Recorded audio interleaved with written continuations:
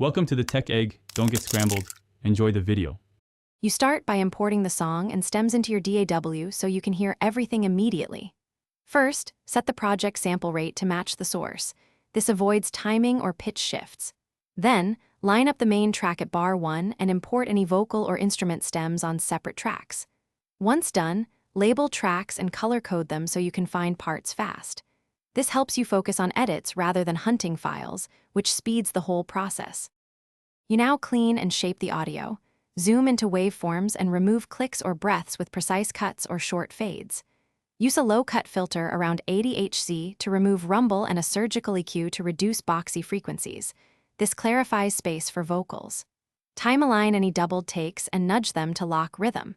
Compress gently to even levels. Start with a 2:1:4:1 ratio, so quieter words sit with louder ones. Make incremental changes and listen in context as you work.